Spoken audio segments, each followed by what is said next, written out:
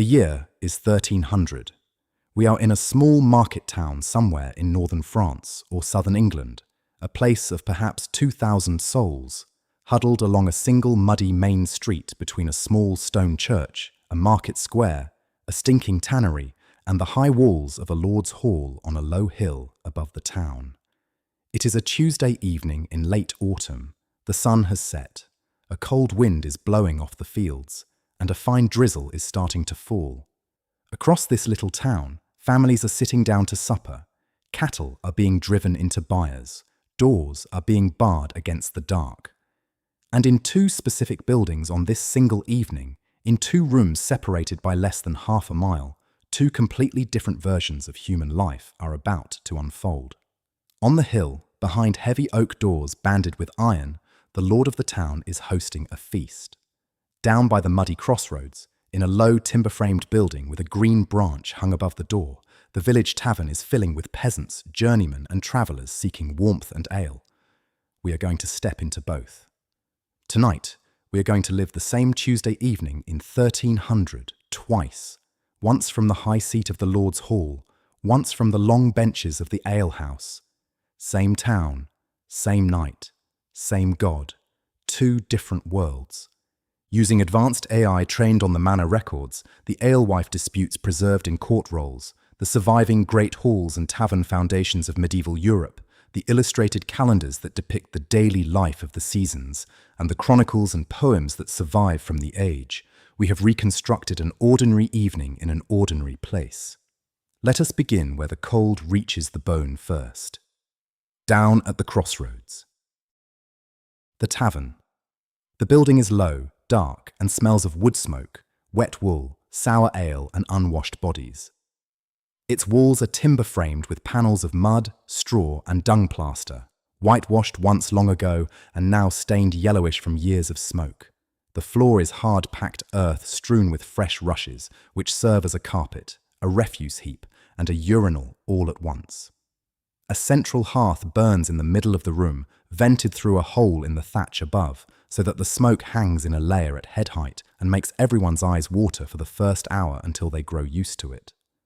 Along the walls run long benches and rough wooden trestle tables. There are perhaps 15 men in the room, and 1 or 2 women, and 3 children sitting under a table playing with a wooden spoon. The tavern is, in the truest sense, the only public living room these people have. Their homes are cold, dark, and often shared with their animals. Here at the alehouse, there is a fire that someone else is paying to keep burning, ale that someone else has brewed, and other faces to talk to. They will sit here until the curfew bell rings, and they cannot legally remain outside their own homes. The hall. Up on the hill, the Lord's great hall is roaring with light and noise.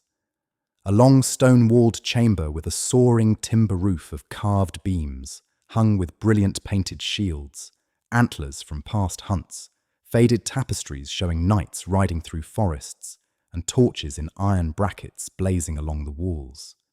A central hearth burns at the centre of the floor here as well, with the same hole in the roof for smoke, because even a lord in 1300 does not yet have chimneys in most rooms of his hall. But this hearth is large enough to roast a whole pig on a turning spit, and a frightened kitchen boy is doing exactly that, turning a heavy iron crank as fat hisses into the fire. The floor is strewn not with rushes, but with sweet herbs, lavender, rosemary, and dried meadowsweet, which release their fragrance underfoot.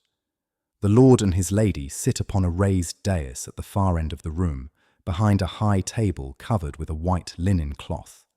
Below them stretches a second, longer table, where the knights of the household, the lord's chief retainers, the visiting priest, and the senior household officers are taking their places. Servants in matching tunics move silently around the edges of the room. The hall is, in the truest sense, the public theatre of a lord's power.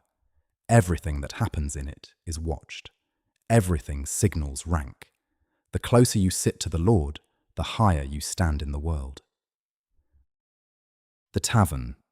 At the alehouse, the drink is brought out in big wooden tankards by the alewife, a stout woman in a stained apron with a tally stick at her belt. Most alehouses in medieval Europe are run by women who brew the ale on the premises in big copper kettles, the brewing being one of the very few trades a woman of the labouring classes can run on her own account. The ale itself is sour, slightly sweet, cloudy, low in alcohol, brewed from barley malt and flavoured with herbs like ground ivy or yarrow, because hops have not yet conquered English brewing. It is also safer to drink than the well water in most towns, and so men, women, and even children drink it in large quantities every day. A long wooden plank serves as the bar. Customers shout their orders.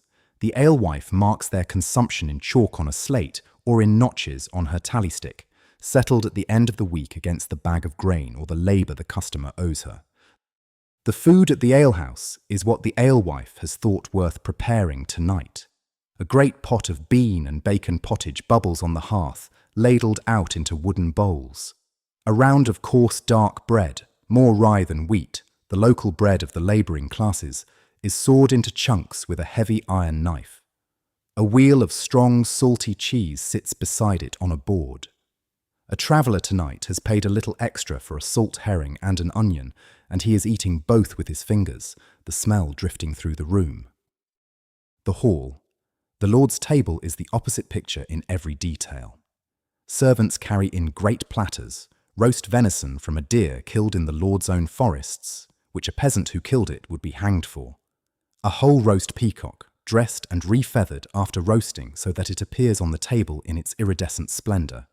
Smaller game birds, partridge and pigeon, glazed with honey and saffron, the most expensive spice in the kingdom. A great pie crammed with pork, eels and prunes. A second pie crammed with venison, raisins and pepper.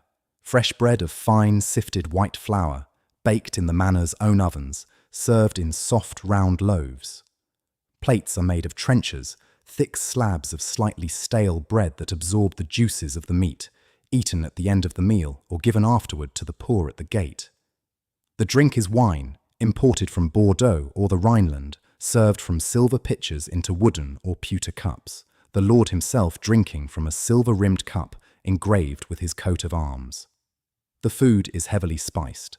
Pepper, cloves, cinnamon, ginger and saffron arrive from the markets of Venice and Genoa, having passed through Egyptian and Persian hands and travelled by sea, camel and pack-horse from India and beyond. To use spices generously is, in this age, almost the same thing as to display gold. The Lord and his guests are eating money. The tavern. The conversation at the alehouse is loud and getting louder. 3 farmhands are arguing about a missing pig. A travelling friar in a brown habit is telling a long, broad-humoured story that may not be entirely fit for the children under the table, who are listening attentively. A wandering minstrel in a faded green hood is tuning a small wooden harp and will, in a few minutes, begin to sing a ballad in exchange for a bowl of pottage and a cup of ale. The song will be one the room already knows, and most of the customers will sing along on the chorus. A pair of soldiers passing through town, archers in tattered livery, are throwing dice for pennies on the table by the door, and an argument is brewing about whether one of them is using loaded dice. The tavern is a court, a theatre, a marriage market, a newsroom, and a brothel-adjacent space all at once. Plots, real and imagined, are hatched here. Marriages are arranged, crimes are planned and confessed. News from the next town and the next kingdom arrives at this table before it ever reaches the Lord on the hill. The hall. At the Lord's table, the conversation is conducted in lower voices, but is no less political. The Lord and his steward are talking about the year's accounts, the wool clip, the price of grain. A knight returned from a recent royal summons is reporting on what was said and not said at the king's court. The visiting priest is mentioning, perhaps too loudly, a dispute over tithes with a neighbouring abbey. The lady of the house is speaking to a visiting noblewoman about a marriage she is hoping to arrange for her eldest daughter with a slightly poorer but very well-connected family 2 days' ride away. Between the courses, a small band of musicians in the gallery above the screen's passage at the back of the hall plays soft music on lutes, harps and recorders.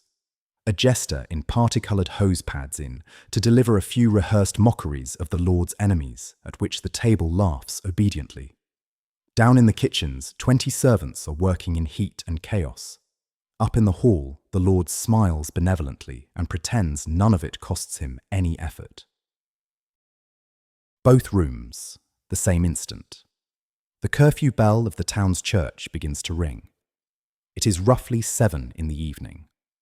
In the tavern, the alewife claps her hands and announces that anyone not staying the night must drink up and get home before the night watch finds them on the street. The traveller unwraps his cloak from a peg and bargains for a bed in the corner of the back room, sharing a straw pallet with 2 other guests. The friar pays for his pottage with a small religious blessing rather than with a coin. The farmhands stumble out into the drizzle. Up on the hill, the bell is heard only as a distant punctuation. The Lord glances at the high window, judges the hour by his own rhythm, and signals for the servants to bring in the next course, a tower of marzipan made to look like a small castle, painted with edible gold leaf and accompanied by a separate tray of candied fruits and almonds. The hall has hours of dining and drinking left to do. The tavern. By an hour later, the alehouse is nearly empty. The fire is banked. The alewife and a single helper are scraping bowls into a slop bucket for the pigs. The traveller is curled under a thin blanket beside 2 strangers on a straw pallet, with all 3 of their belongings tied to their bodies under the blankets to discourage thieves. The minstrel has been paid in a bowl of pottage, a cup of ale, and a corner to sleep in, and is composing the next verse of his ballad in his head as he listens to the wind. Outside, the dirt streets are empty and pitch dark. The night watch, 2 old men with lanterns and a small horn, are walking their rounds, calling the hours. Far down in the tavern's cellar, the rats are conducting their own business along the beams, and a black cat that the alewife keeps as the closest thing to a real solution is hunting them down with a patience that would impress a king. The hall. Up on the hill, the Lord's feast finally ends after midnight. The guests rise, servants bring fur-lined cloaks, torches are lit to guide visiting families home along the inner courtyards or to the better guest chambers within the castle.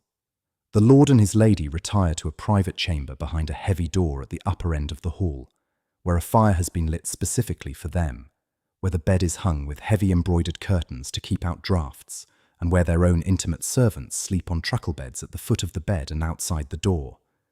Down in the hall, the lower servants begin the long work of clearing trestle tables, dragging benches, sweeping the floor, and dousing the central hearth. Many of them will sleep tonight on the floor of the hall itself, wrapped in their cloaks beside the warm embers, just as their ancestors did. Outside the great hall, in the kitchen building, a cook is plunging his bleeding, scalded forearm into a bucket of cold water and swearing softly at the fortune that gave him this trade. And so 2 nights end, half a mile apart. In the Lord's bed under heavy embroidery, the man whose word can hang a peasant lies dreaming of tomorrow's hunt. In the tavern's back room, the traveller with the salt herring still on his breath lies dreaming of the next town, the next road, the next chance. They live in the same country. They speak something close to the same language. They worship in the same church, where on Sunday morning the Lord will sit in his private pew at the front, and the men of the alehouse will stand in the back, and the same priest will tell them all that they are equal souls before God. And in some deep theological sense, the priest is not lying. But on this Tuesday night in 1300, in 2 rooms separated by less than half a mile of muddy street, no equality of any kind is visible. The Lord, in many cases, owns the land the tavern stands on. The alewife pays him a tax each year for the right to brew. The peasants pay him a tax in labour, or in grain, or in chickens, or in the long hours of the harvest. The wool from their sheep ends up in the cloth he wears. The grain from their fields ends up in the bread on his trencher. The peacock on his table was raised in his garden, but it ate scraps the kitchen women gave it that came from the same soil their cousin in the alehouse ploughs for a wage that buys him pottage on a Tuesday. Everything in this world is connected, and everything is desperately, irrevocably unequal. It is the great medieval bargain. The Lord protects you. The Lord feeds your children in the famine year, if he chooses. The Lord intercedes with God on behalf of his manor. And in return, the Lord eats peacock, drinks Bordeaux, sleeps under embroidery, and you sleep in the rushes beside a fire someone else built. That was a single Tuesday evening in an ordinary medieval town in 1300. A night in 2 rooms, separated by half a mile and an entire universe. A night that repeated itself in thousands of small towns across Europe every week for centuries. The lords would eventually fall.